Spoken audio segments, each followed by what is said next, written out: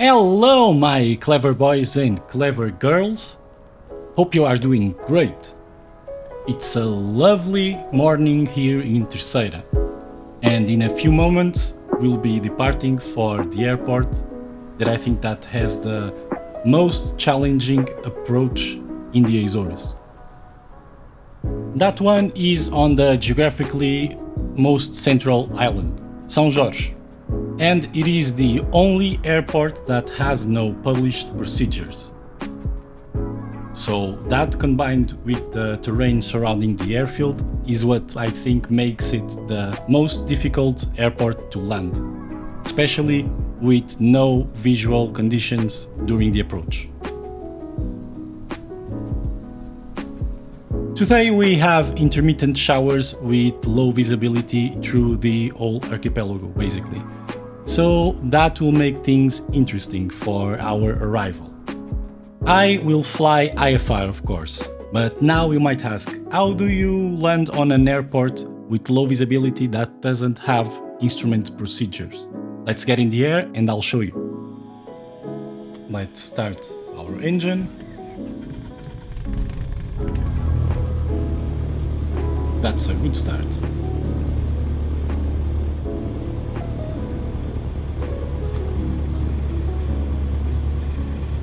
This flight, being part of our Neofly career series, will be taking one passenger to São Jorge.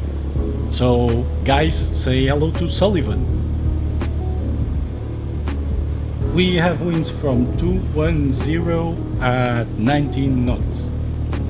That will make us take off on runway 15. This one here is like the civilian apron. We are crossing the runway and going to the military side. Even though this is a really big runway, the shortest distance that I am allowed to use for takeoff is from taxiway hotel. That's almost on the other end of the runway anyway, so yeah, let's enjoy our time while taxiing. And for those of you guys that fly in and out of big international hubs, shut up. This is our taxiway. Mixture, lights, prohibit. We are ready for takeoff.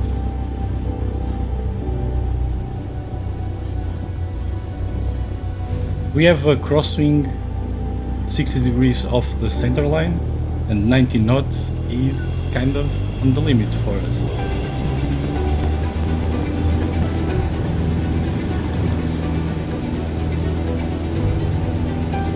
Oh, and that sun hurts. Yep, you can definitely feel it. To get out of Lajes, they have what it's called omnidirectional departures. Basically, I fly runway heading until I reach 4,700 feet, and then I can resume my navigation or my route as filed.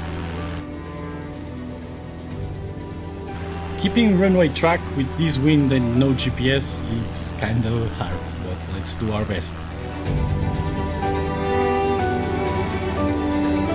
Reaching 4,700 feet, let's turn southwest towards São Jorge.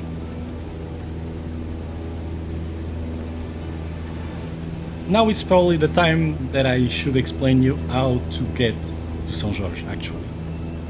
Well, São Jorge doesn't have any published procedures for the actual airfield, but there are two airports in the vicinity that do. First, you have Horta, that doesn't have any approach favorable for São Jorge, but has a bunch of published arrivals and airways that connect to the VOR. And even closer to São Jorge, you have Pico, that has two published approaches. It has an ILS and it has an NDB. And that's what I'll be doing today. I'll be following one of the published approaches, probably the NDB one, to Pico, and I'll be looking for São Jorge on my right. As soon as I get visual with the airport, I can turn right and do the best that I can to land there safely. But remember, this is a published procedure for Pico, not for São Jorge.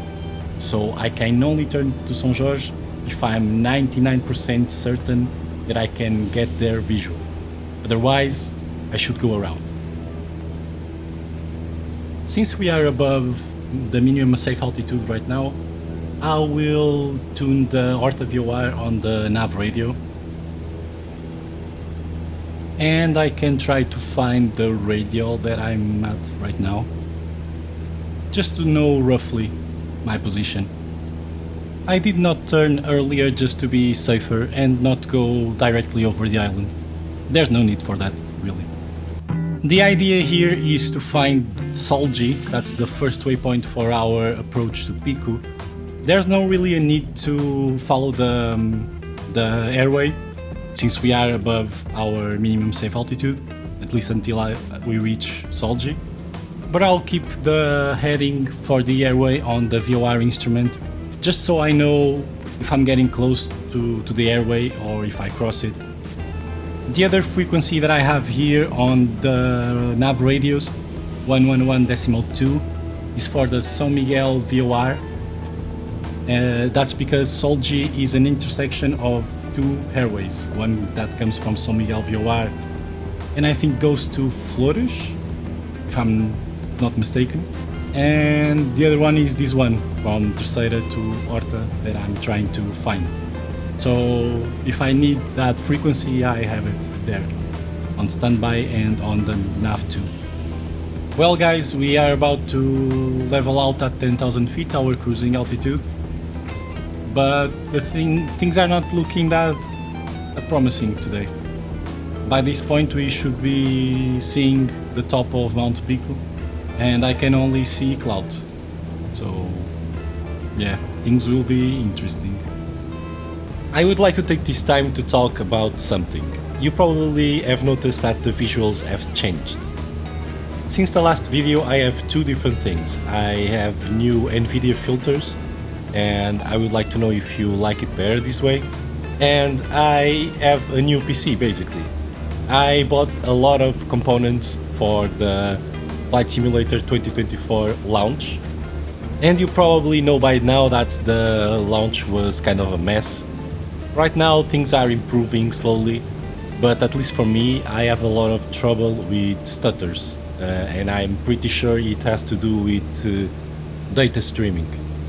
The sim downloads in real time most of the content that you need, even the aircraft files, and that, at least for me, makes things really hard sometimes to have a smooth flight. But I would like to know your experience and if you are enjoying the new sim or not. Maybe you are doing better than me, I don't know. Alright guys, Solgi will be at 28.5 miles, we are right now at 38, and coming close to the airway. So I guess I'll try my luck and start our descent. Since right now our minimum safe altitude is still 5,200 feet, I can go down that far, even in clouds. Basically by the time we reach Solgi, our minimum safe altitude will be those 9,100 feet due to Pico Mountain.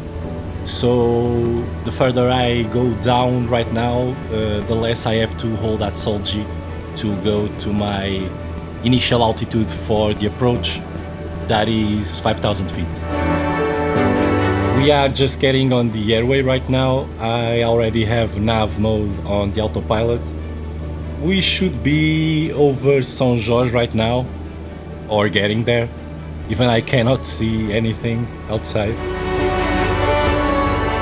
This DME approach goes like this. Distance is given by the DME of the Horta VOR that we are tuned in right now.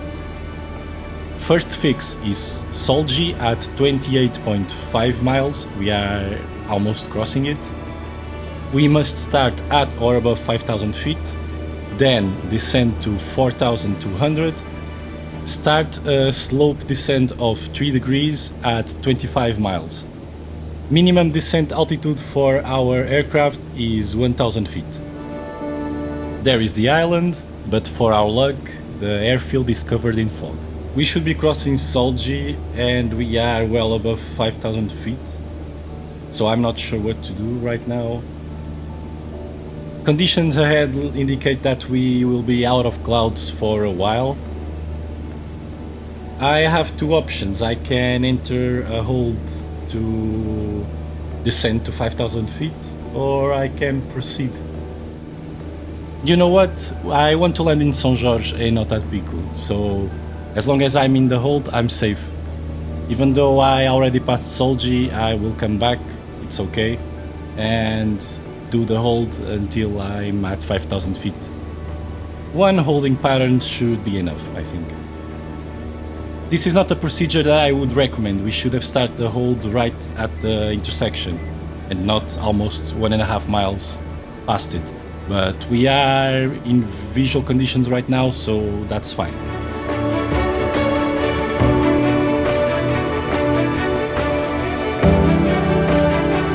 Oh damn, I had my gyro misaligned. Rookie mistake. Lucky that I was following the airway. Now that I think about it, our heading in relation to the airway didn't make sense, since we should have winds from southwest. I should have been pointing left of track and not right of track. Well, give me a plane with HSI so I don't have to worry about those things. As I said in other videos, below 5000 feet you should not rely on Orta VOR for the horizontal component. So from now on our reference should be the NDB needle. That is pointing to Pico NDB, not Orta NDB. Yeah, we clearly messed up the holding pattern with that gyro misaligned. Still, no luck. Or maybe you can barely see it, I'm not sure, but that's not relevant for us from this position right now.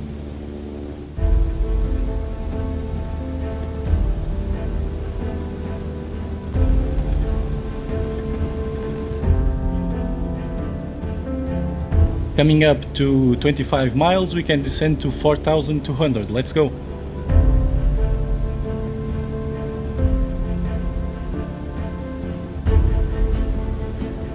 I'm not sure what you guys think, but I would say that this opening here looks promising. I'm pretty sure that just behind those clouds we can see something.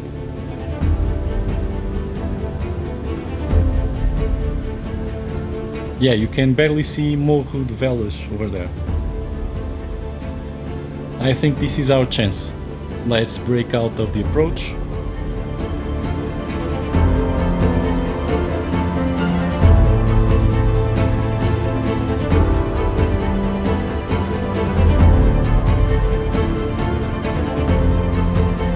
Oh, there you go. That looks great. Let's try to get down quickly because we have clouds approaching from our left as well. We have winds of 210 at 13 knots, so basically perpendicular to the runway. I could land on either runway right now. I will land on runway 13. We are already on a downwind leg basically, and a steep one on that. Oh, there you go. Even though you cannot see the runway, you can see the area where the airport is. So that's great. Since the winds are coming straight from our left side, we have to be careful with these clouds. We are being pushed by the wind to the same direction, but if for any reason we lose visibility, we climb as fast as we can to 5000 feet and go straight to Velas intersection. And we can see the runway now.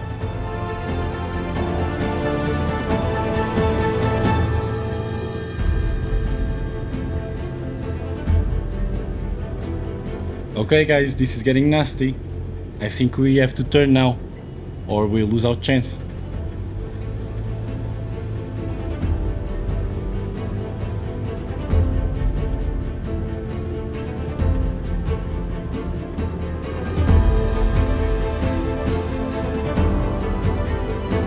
And those 13 knots of wind, remember they are coming almost perpendicular at the runway.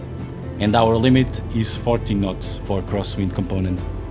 So that's interesting as well.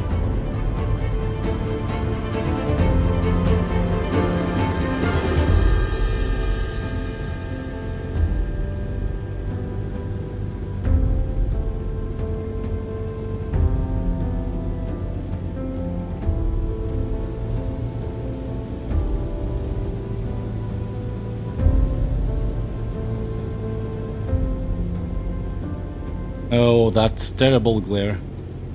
What else can go wrong, right?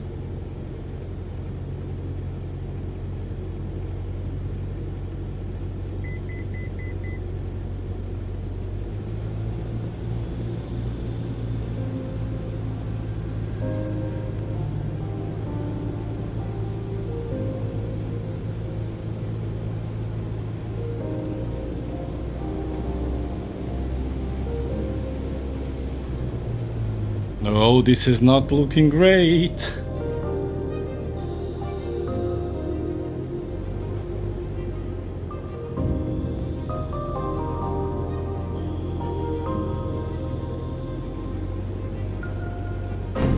Okay, this is clearly not a stable approach. Should we go around? Okay, maybe that was just the wind coming off and over the cliffs. Maybe now things will be smoother. We have strong winds and this is plenty of runway for the 152. I think due to the surrounding weather, this is the safest bet right now.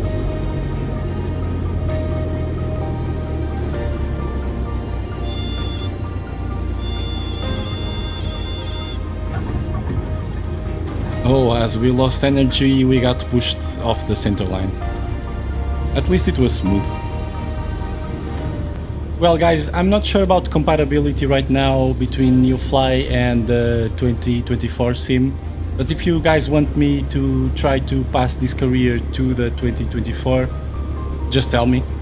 And from this video onwards, I think I'll try to make some money off camera, so we can upgrade our 152, so I can give you more diverse content.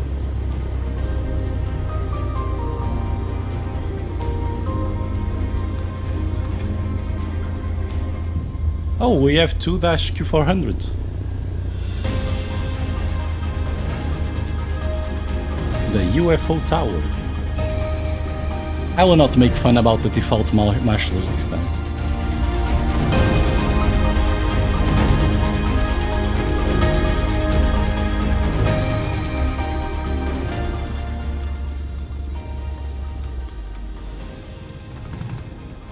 I really hope you enjoyed this experience. It was kind of different and kind of tense, and I obviously loved it.